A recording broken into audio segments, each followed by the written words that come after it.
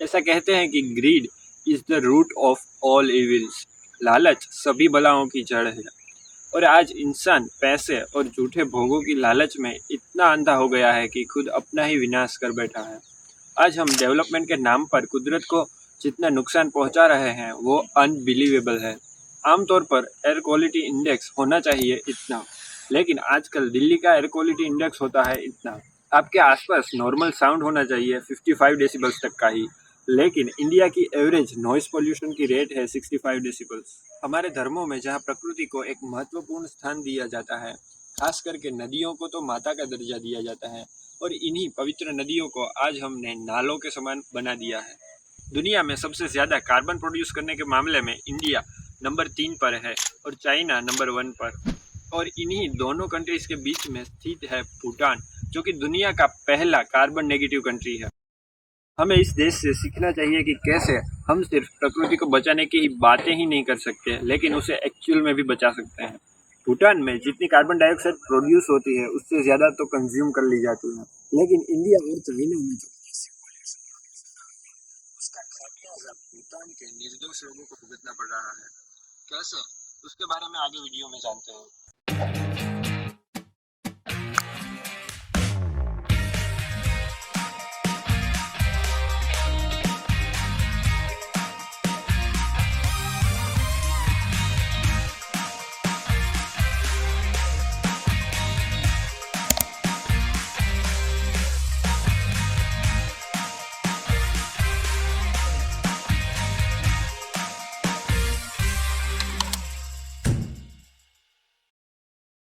भूटान एक 100% carbon negative country है।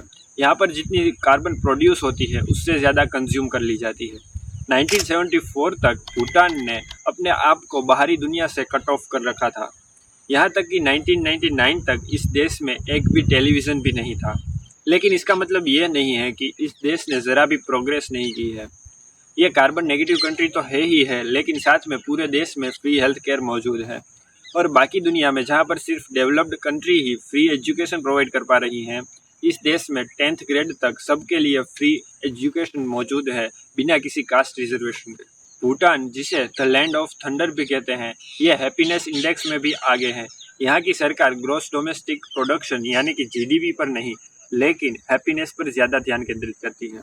Back in the 1970s, our first king famously pronounced that for Bhutan, gross national happiness is more important than gross national product. Ever since, all development in Bhutan is driven by GNH, a pioneering vision that aims to improve the happiness and well-being of our people.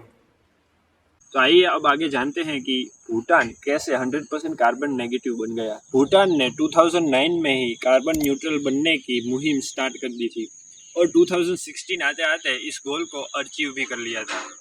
Bhutan एक ऐसा देश था जो काफ़ी लंबे समय तक राजाशाही के अंडर में ही रहा था, लेकिन बाद में यहाँ के राजा ने सामने से ही डेमोक्रेसी को अपना लिया था। और बाद में जब इस देश का कॉन्स्टिट्यूशन बना, इस देश का संविधान बनाया गया, तब उसमें लिखा गया था कि कंट्री के 51% एरिया को प्रोटेक्टेड लैंड बनाया जाएगा और किसी भी परिस्थिति में देश का 60% हिस्सा हमेशा फॉरेस्ट से कवर ही होना चाहिए। भूटान डेवलपमेंट से ज़्यादा नेचर के साथ कोएग्जिस्टेंस में ज़्यादा बिलीव करता है, इसीलिए यहाँ की सरकार ने भूटान में एक बायोलॉजिकल कॉरिडोर बनाया है जो भूटान के सभी जंगलों को एक साथ जोड़ता है, जिससे कि भूटान की सारी वाइल्ड लाइफ फ्रीली मूव कर सके, बिना किसी डर के घूम सके। साथ ही साथ पूरे देश में कहीं भी कोल बेस्ड या फिर nuclear power based power plants मौजूद नहीं है। यहाँ पर 100% इलेक्ट्रिसिटी हाइड्रो पावर प्लांट से बनाई जाती है, जिससे कि कोई भी पोल्यूशन नहीं होता है। साथ ही साथ भूटान को 100% कार्बन नेगेटिव बनाने में यहाँ के लोगों का भी बहुत बड़ा सपोर्ट था। यहाँ के लोगों ने 2015 में एक वर्ल्ड रिकॉर्ड बनाया था। इन्होंने एक ही घंटे में 46,672 ट्रीज को प्लांट करके वर्ल्ड रिकॉर्ड बनाया था। साथ ही साथ जब यहाँ के राजा के घर प्रिंस का जन्म हुआ था, तब पार्टी देकर सेलिब्रेट करने की जगह इन्होंने 1 लाख ट्रीज को प्लांट किया था। भूटान हर साल 7 मिलियन टन कार्बन को एब्जॉर्ब कर लेता है, जबकि यहाँ पर हर साल सिर्फ 2 मिलियन टन कार्बन ही प्रोड्यूस हो पाती है।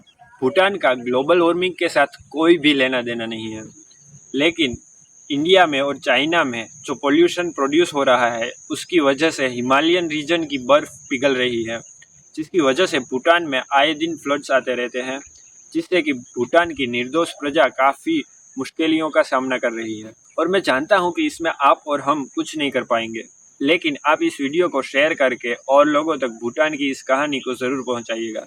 और साथ ही साथ अगर आपको वीडियो अच्छी लगी हो तो लाइक शेयर सब्सक्राइब ज़रूर कीजिएगा।